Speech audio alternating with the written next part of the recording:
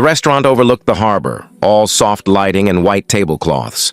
Sarah Bennett sat at the corner table by the window, watching the city lights dance on the water. At 34, she'd built Bennett Architecture from the ground up, made it one of the most respected firms in Seattle. She'd conquered boardrooms, won awards, graced magazine covers.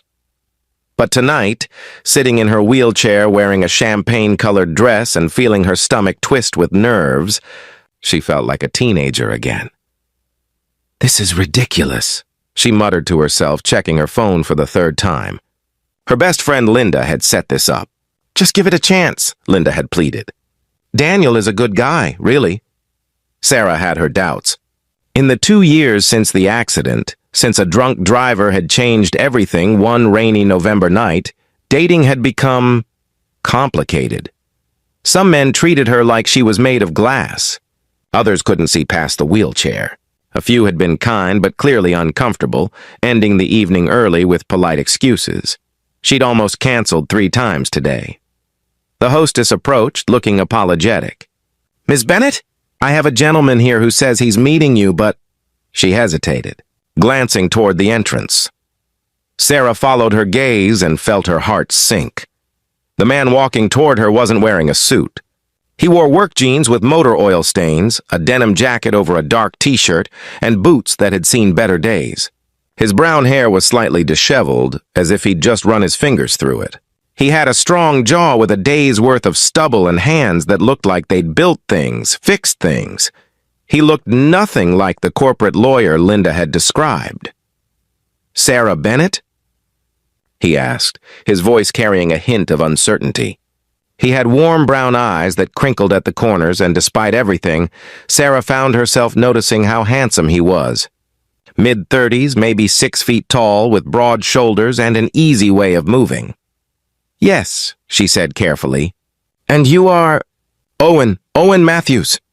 He glanced down at his clothes and let out a long breath. "Look, I know this isn't what you expected. My brother Daniel was supposed to be here, the lawyer. But about an hour ago, his wife went into labor with their first baby, and he called me in a panic." Sarah felt something shift in her chest. "His wife's having a baby?" "5 weeks early. They're at the hospital now and everything's fine, but Daniel felt terrible about standing you up. He called me from the delivery room, practically begging me to come explain in person." Owen shifted his weight, looking genuinely uncomfortable. "I own a garage about 20 minutes from here. I was under a car when he called. I cleaned up as best I could, but—" "You came straight from work," Sarah finished softly. "Yeah." Owen rubbed the back of his neck. "I know this is weird.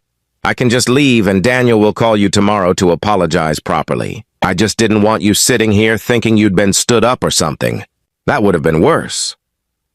Sarah studied him for a long moment. There was something genuine about Owen Matthews, something real in the way he looked at her. Not at the wheelchair. At her. "You drove 20 minutes covered in motor oil to deliver a message in person." "Well, when you put it like that, it sounds a little crazy." He smiled, and the whole room seemed to brighten. "But yeah, I guess I did." Sarah made a decision. "Sit down." "What?" "Sit down," she repeated, gesturing to the chair across from her. "You came all this way. The least I can do is buy you dinner." Owen blinked. "You don't have to do that." "I know I don't have to. I want to." Sarah surprised herself with how much she meant it. "Besides, I already ordered wine and I hate drinking alone." A slow smile spread across Owen's face. "You sure? I'm not exactly dressed for a place like this." "Neither am I," Sarah said lightly. "I'm wearing a fancy dress to sit in a wheelchair. We all have our complications." Owen's expression shifted. For just a moment, something flickered in his eyes. Understanding, maybe. Or recognition. Then he pulled out the chair and sat down. "Well, when you put it that way, I guess we're both overdressed in our own ways." Sarah found herself laughing. Really laughing for the first time in weeks. The waiter appeared, trying hard not to stare at Owen's oil-stained jeans. Owen ordered a beer and the grilled salmon. Sarah got the risotto. Once the waiter left, an easy silence settled between them. "So," Sarah said, "tell me about this garage of yours." Owen's face lit up. Matthew's Auto Repair. I started it 8 years ago with money I'd saved and a loan from my dad. We specialize in classic cars, restoration work mostly. There's something about taking something broken and making it beautiful again, you know? Finding what's still good underneath all the damage. The way he said it made Sarah's throat tighten. That sounds wonderful. What about you? Daniel mentioned you're an architect. I was. I am? Sarah paused, choosing her words carefully. I had my own firm, Bennett Architecture. We did commercial buildings mostly, some residential. But after the accident, she gestured to her wheelchair. Things got complicated. Some clients weren't sure I could still do the work. Site visits became challenging. I ended up selling the firm to my partner last year. Do you miss it? The question was so simple, so direct, that Sarah felt tears prick her eyes. Every single day. Owen was quiet for a moment. Then he said, My dad had a stroke 3 years ago. Left side paralysis. He was a mechanic too, taught me everything I know. For months he wouldn't come near the garage. Said it would hurt too much to see what he couldn't do anymore. What changed? One day I was working on this beautiful 1967 Mustang, and I got stuck on the electrical system. I called him, frustrated, and he talked me through it over the phone, step by step. The next day he showed up at the garage. He said he realized he could still be a mechanic, just differently. Now he comes in a few times a week, consults on the tricky jobs. The guys love him. He loves it. Owen met her eyes. Sometimes the work changes, but it doesn't end. You just have to figure out the new way forward. Sarah felt something crack open inside her chest. That's really beautiful. Their food arrived, and they ate and talked. Owen told her about growing up with 3 brothers, all in different fields now, about learning to rebuild engines in his dad's garage when he was 12, about the satisfaction of seeing a rusted heap become something stunning again. Sarah told him about her love of design, about how buildings were like puzzles waiting to be solved. About her parents, both retired teachers in Portland. About her sister Kate, who called every day since the accident, sometimes just to sit on the phone in silence because she didn't know what else to do. She sounds like a good sister, Owen said. She is. But sometimes I wish people would just treat me normally, you know? Not like I'm going to break. Not like everything has to be careful and soft and... Sarah gestured with her wine glass, searching for words. Real, Owen offered. Yeah, real. Owen leaned back in his chair, studying her. Can I tell you something that might be too honest for a first date that isn't even really a date? Sarah felt her pulse quicken. Please. When I walked in here tonight and saw you, the first thing I thought wasn't about the wheelchair. It was that Linda really undersold how beautiful you are. He held up a hand as Sarah started to speak. Let me finish. The second thing I thought was that you have the saddest eyes I've ever seen.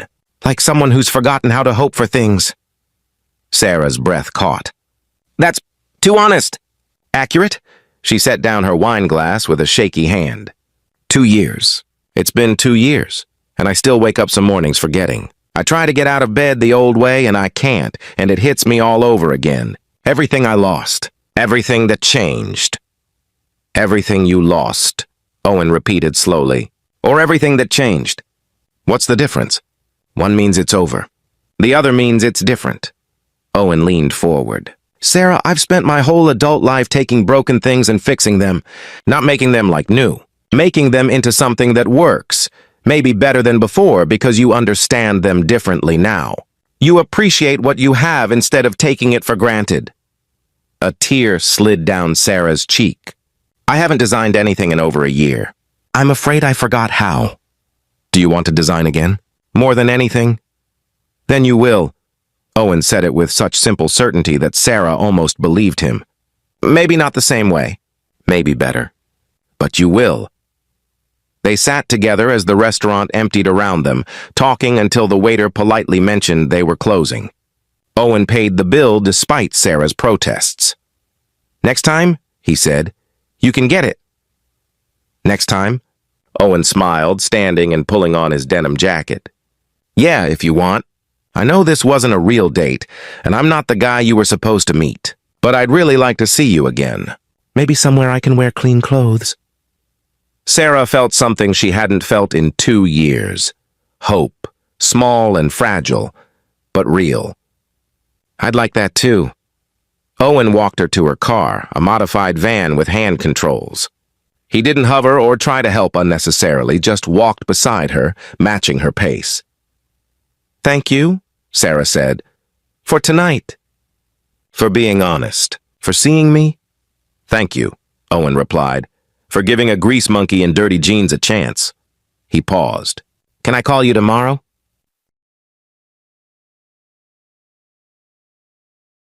"I'd be disappointed if you didn't." 3 months later, Sarah stood in Owen's garage, watching him work on a 1970 Chevelle. She'd started sketching again, first small things, then bigger projects. Owen had asked her to design an expansion for the garage, more space for restoration work. It was her first commission in over a year. "What do you think?" she asked, showing him the preliminary drawings. Owen wiped his hands on a rag and studied the plans. His face broke into a wide smile. "It's perfect. You're perfect." He caught himself. The design is perfect." Sarah laughed, rolling closer. "Nice save." "I'm working on my smoothness." "Don't. I like you unsmooth." Owen knelt beside her wheelchair, his face serious. "Sarah, that night at the restaurant, when Daniel called in a panic, I almost didn't go. I thought it would be awkward, that you'd be angry or upset, but something made me get in my truck anyway." "I'm glad you did." "Me too." He took her hand. "Because I found something I didn't know I was looking for. Someone who gets it, who understands. That life doesn't always go according to plan, but that doesn't mean it's over. It just means you've got to be brave enough to draw up new blueprints." Sarah felt tears on her cheeks, but they were good tears this time. Happy tears. "That might be the most romantic thing anyone's ever said to me, and you're covered in motor oil again. It's kind of my signature look at this point." They both laughed, and then Owen kissed her, gentle and sure, tasting like coffee and promise. Around them, the garage smelled of metal and oil and possibility. Sometimes, Sarah thought later, the best things in life happen when plans fall apart. When the lawyer doesn't show up, and the mechanic walks in instead. When you stop trying to get back to who you were and start becoming who you're meant to be. She never did go on that date with Daniel, but she sent him and his wife a beautiful, custom-designed mobile for the baby's room, along with a thank you card that said simply, "Congratulations, and thank you for going into labor early. You changed my life." Because sometimes that's all it takes. One unexpected evening, one person brave enough to show up as they are, one moment when you decide to say yes instead of no. And suddenly you're smiling again,